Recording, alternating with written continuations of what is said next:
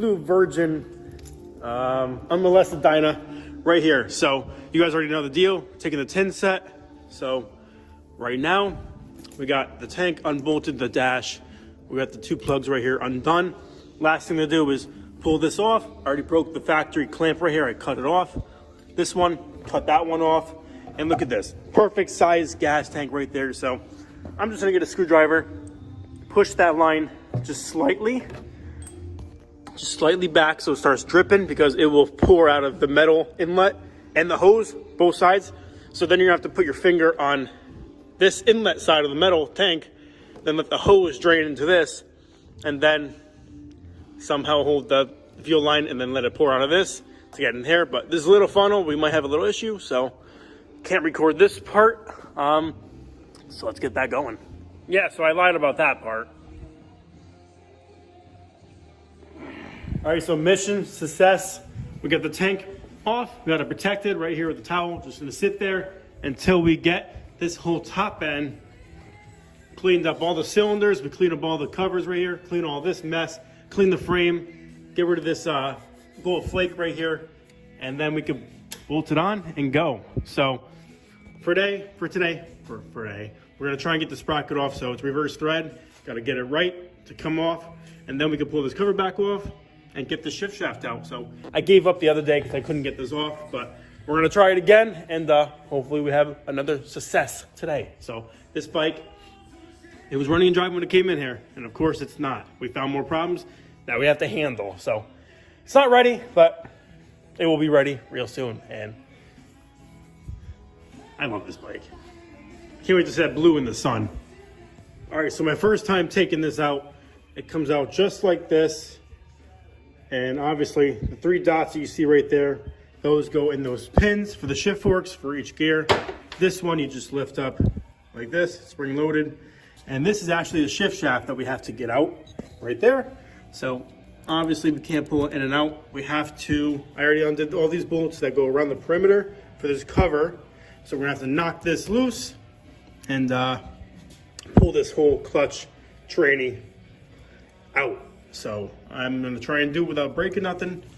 I don't think we have to take these nuts off, just the perimeter bolts, because this part separates right there from the casing. So I'm gonna give this a few whacks with a rubber mallet and hopefully get this, what's this right here, purple thing? What's that purple thing? I don't know. All the teeth, pretty sure are there. First time looking at it right now. And this is like that Bell Ray trans fluid. So it's super honey, super sticky, which is better. That's what you want. But yeah, we're gonna have to rinse all these gears and flush this, make sure it's good. Okay, it separated a little bit. So I'm gonna get just probably a flathead and just try and just very lightly separate it. See where the force is, what's holding it. So it looks like probably a dowel pin over here. Yeah. So I'm gonna get a thicker mallet, tap it from the other side, and that should loosen up. So tapping that shaft with the harder mallet, can't get it off, so I just decided to do this. Take these 2 nuts off, and seems like there's a little more play in the cover right here. So take this one off, which is already almost off. And this should separate from the 2 shafts itself. And then I think I have to pull the shafts together without this case to pull it back probably about 2 inches to get this off. Or if I cut that over there on the outside flush, should be able to get this out easier without having to take this whole thing out. So I haven't watched the video yet, and I don't plan to. I kind of just like to dig into it myself and learn. That's exactly how you learn on your own. Going through issues, fucking stuff up, and finding a solution on your own. So that's my method. Okay, so I think I found the answer. These 2 C-clips right here, they go in here for the bearing, just so it can't walk out. I mean, that doesn't have anything to do with it, I don't think. So what I had to do was just hold something behind here without messing up the case surfaces, banging with the mallet right here. These shafts, they go through the bearing, and then this faceplate comes off, and then you can slide this pin out for the shift forks, and then you can actually pull the gears assembly backwards. Well, then you could tap the shaft to push the gears forward So right now I just need something behind here, even on both sides, so I can tap both these. That's going a little bit. This one's almost out. We got wiggle room now, so we can't quite pull this out yet. I think it's a tapered inner bearing brace. So once we get almost there, it should just wiggle out. But we're gonna get this side. I need something pretty thick. I don't want to use screwdrivers because I don't want to kill the surface right here. We don't need that. So I wish we had some sticks of like wood, painter sticks or something, but we'll find something. All right, so that's all it was. I just used two semi big chisels, put them on the side. I don't think I messed up the case. I could probably just sand that up. I can sand that up a little bit, but tap these down a little bit as you go. Keep tapping that. Put that the inside when this thing was actually in there. Then you hit that in there, and it just pushed it right out of the bearing. So case not damaged, and good to go. Bearings look good too. There's no playroom or wiggle room in the bearings, but you should change them, but not many miles on them. They're good. So right now we just, I guess, pull it out as an assembly. Not all the way, just enough to get this thing. But the problem is it's bent. Where is it? It's bent, so it's really not gonna come out fine or come out straight. So I gotta put something on it and try and bend it as I can. Just a little bit so it squeezes through, because it's right against the seal, the bushing. So I'm probably gonna put something on there, like a little pipe or something, to try and bend it. If it snaps, oh well, but that's what we gotta do right now. All right, so I found the best solution without damaging the bushing anymore or bending something else in the case. We don't need that. So I just, what's it called? I just cut it with the wheel, the grinder wheel. So I did not want to go this far, but I guess I had to. Whole entire transmission is now just a shell. At least we got this out. All that work just to get this out. So I better have a good memory when it comes to putting this transmission back together. I'm gonna try and keep it as a unit just like that. Put the pin back in so that they stay where they're supposed to be. Pray. That's all we can do right now is just pray. Step is finding a new shift shaft so we can get the whole training back together. And this is why you save all your Harley parts and all your small stuff. I'm pretty sure this is it. Almost identical. I'm not sure exactly what bite this came out of. I have to make sure it's the same spline for the shifter and the same length. I already cut it, so same spring, same tension, all that. This works. How's the backside? It says 20, so I don't know what that means, but yeah, it says 22. Well, 20, so I think we're in the ballpark. This might be it. I don't know why, but it's a little tight. Do I see any marks?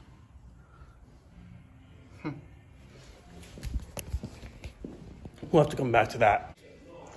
So of course, we encountered another issue with Dyna. So of course, trying to put it together, I thought it'd be easy. Stupid me, right? So we got the new shift shaft in, perfectly straight, but this shifter lever right here, it's on the shift shaft, it's all the way through. It's a little too tight.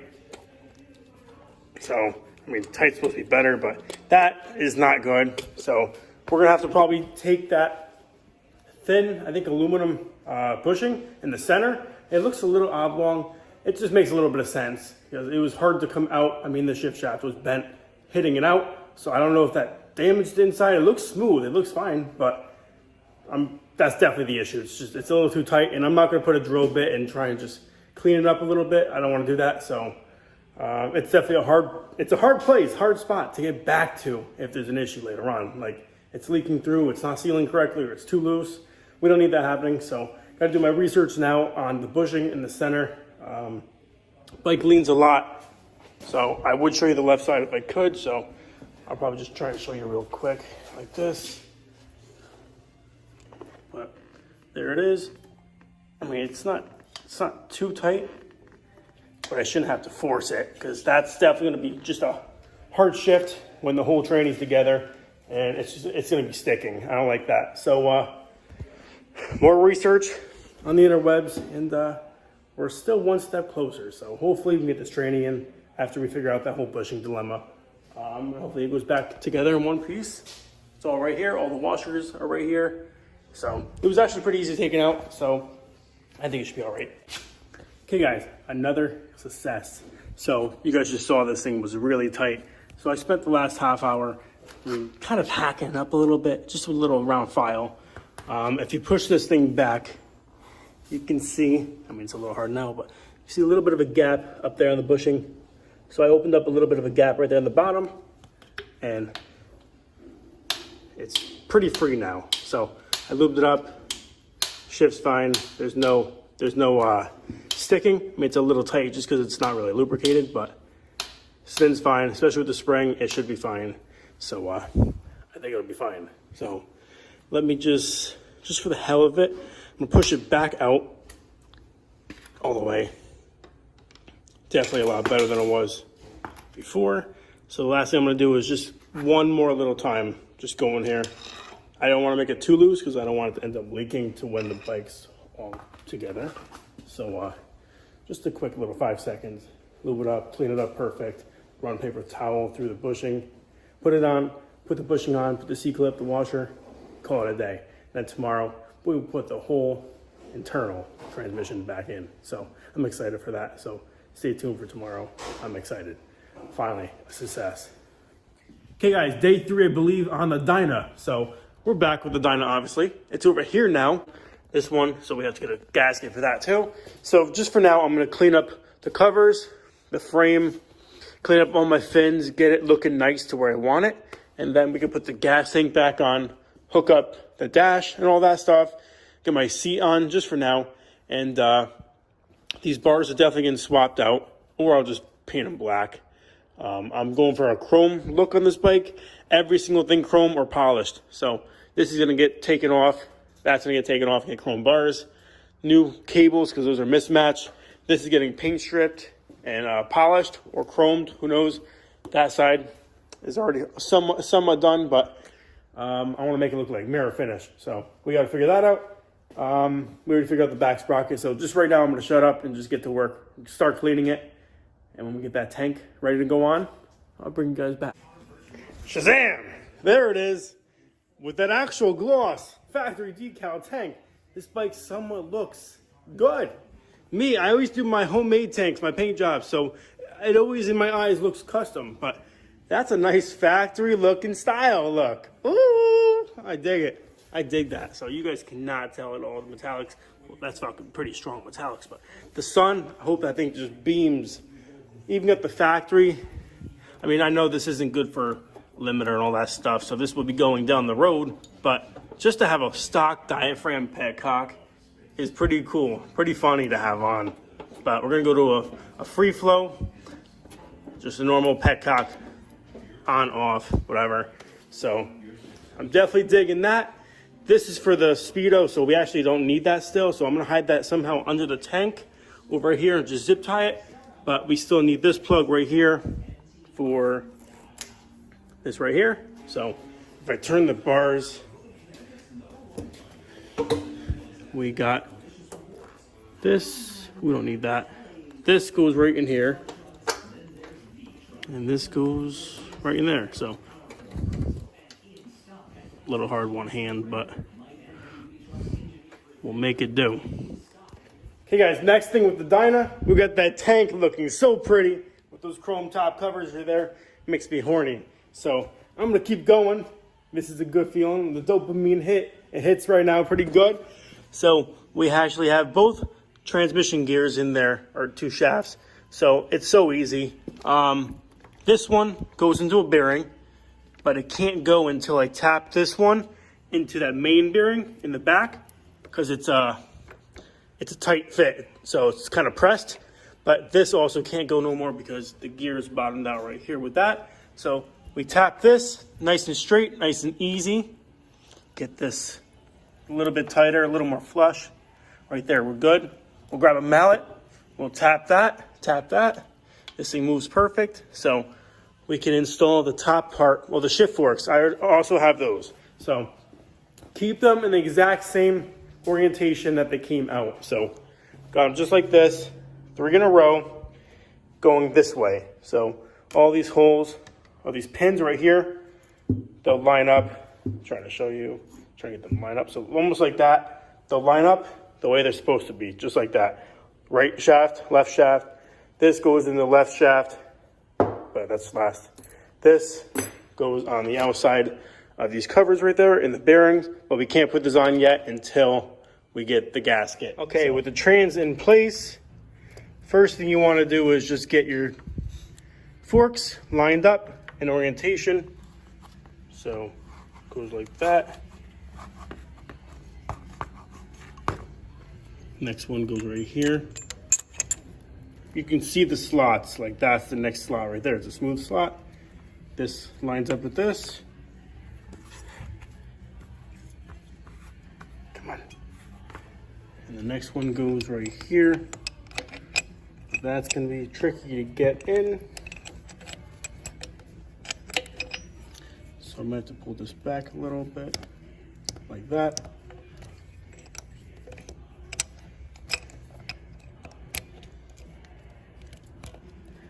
There we go. So take your fork, or your shaft,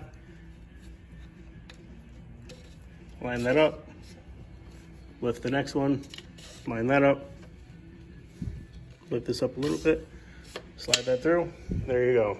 So now it should spin freely, unless it's in gear. So move some around. This is still my first time doing this, so hopefully this is all right. Spins fine. I don't know what gear it's in. All right, let me throw the cover on real quick, just so it keeps these centered. And I'm gonna try and go through the gears. Washer and a nut. Washer and a nut. Don't get them dirty. And make sure you still have both these end washers. They're concaved. So let me get the cover. Hey guys, we are back with the Dyna. This is about 2 or 3 weeks later. So we are at this point with the transmission. It is in neutral. It spins fine. I got the gears kind of locked together, so I can torque this down. So we have all this stuff already prepped and everything. Just got back from your local Harley Davidson dealership, and got everything we need. So thank God they had this seal. This is actually aftermarket, I guess, a rubber one instead of the metal one. So this is actually a Drag Specialties one, which is pretty damn good, I heard. So we're gonna rock that. This is a cam cover gasket for the FXR, because we're selling that, so we have to put that on there to fix the leak. So trans top cover gasket right here, and both this door right here, and then the clutch cover that goes to there, the chrome one. So we have all the gaskets just to get the transmission back in one piece. I forgot fluids, of course, but once we get the transmission back together, we can get new clutch cable on. We can get the top cover back on, the starter back on, the battery box, the battery, the cover, this whole section. So we can still have the fluid later on, but making big progress. So I'm gonna wait until my mentor upstairs comes down and shows me how to install this door right here on here properly without messing up a bearing or something. So gotta torque it. We're here. I don't want to have to go back into this later on and have to refix it. So do it right the first time. Take your time. Look up other videos with people that actually have experience. I don't. This is my first time. So obviously for a first time, there's nothing wrong with asking for a little advice.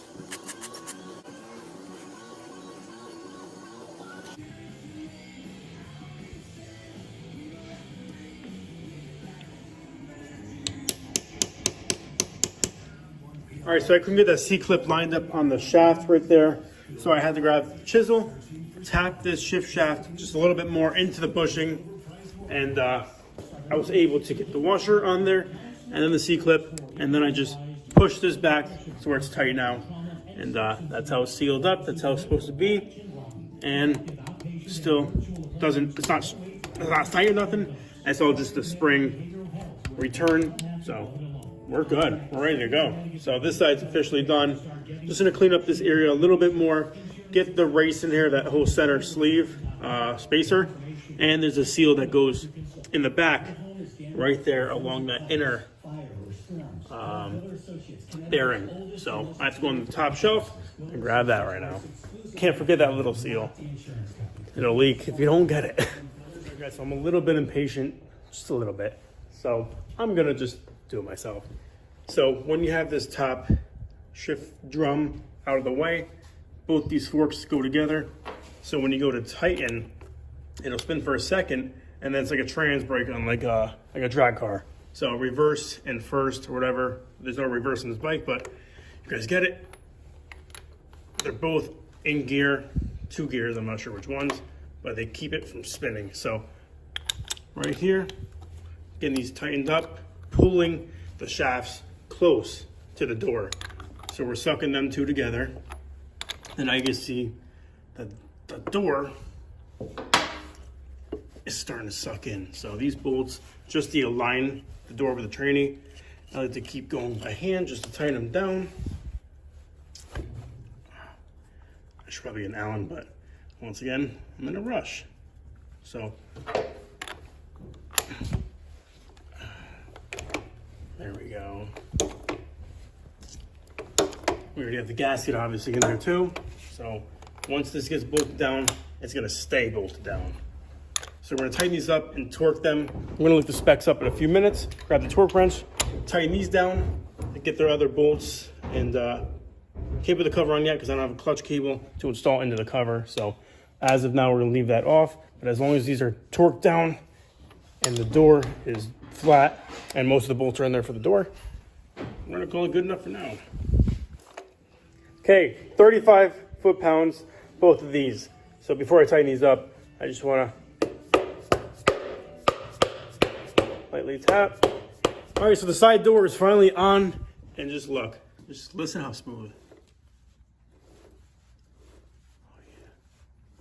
No binding whatsoever.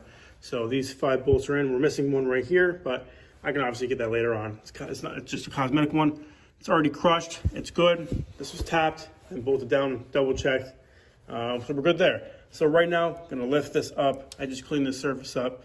Not perfect, but it's good enough. The gasket it'll seal everything up. So right now, make sure this thing is in neutral. On the tooth, there's one of the teeth right here that's got a dip in it, like a cut in the center section, and that is neutral. So I'm gonna try and lift this thing up, feed this thing over like that, and then we have to move these over. Move the pins over until they're aligned. And I believe we're good right there. So push down, get them on the dowel. Okay, so after you tighten down this, just a little tighter than just finger. So that's a little bit tighter, but this shaft in the transmission might spin pretty tight. So we get the neutral. So this in neutral might spin kind of tight. So give it just a few love taps this way and then the other way just to kind of free it up. But oh, it's just working. So first